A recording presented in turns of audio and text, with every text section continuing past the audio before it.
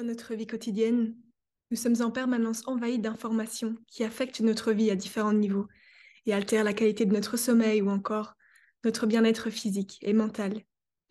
Je ne sais pas si vous avez déjà essayé de méditer, mais si c'est le cas, vous avez probablement observé qu'il y a de nombreuses pensées qui nous inondent en permanence et qu'il n'est pas si simple de calmer notre esprit dans ces conditions.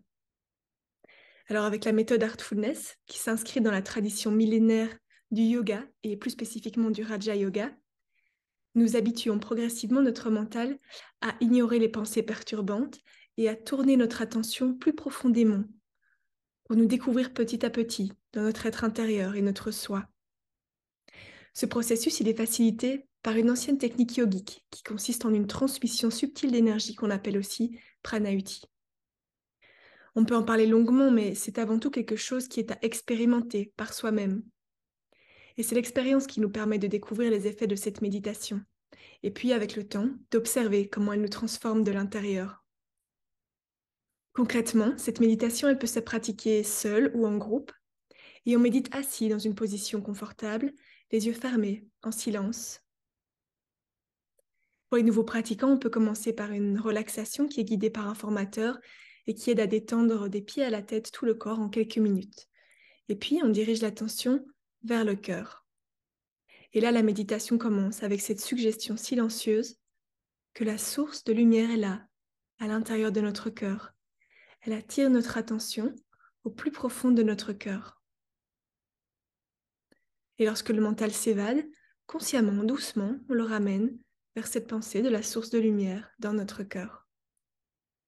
Et puis peu à peu, avec l'expérience et avec l'aide de la transmission, cette gymnastique du mental, elle s'apaise et notre esprit peut rester orienté sur la suggestion initiale et petit à petit s'absorber dans cette pensée de la lumière dans le cœur.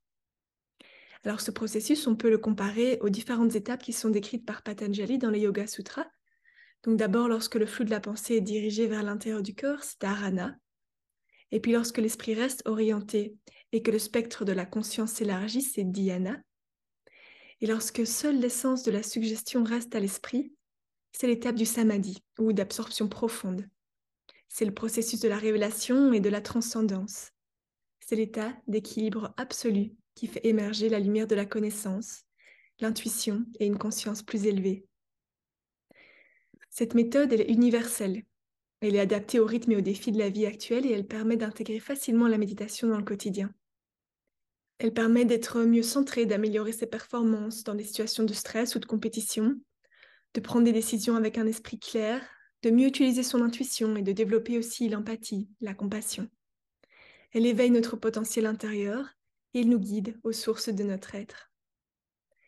Alors, il y a des formateurs bénévoles qui sont là pour guider les nouveaux pratiquants et les initier aux différents aspects de la méthode et accompagner tout un chacun dans sa pratique. Et si vous souhaitez avoir plus d'informations, connaître les lieux, les heures des méditations, je vous invite à prendre contact avec nous et vous pouvez nous écrire à l'adresse que vous allez retrouver juste ici en dessous, donc info@heartfulness.fr.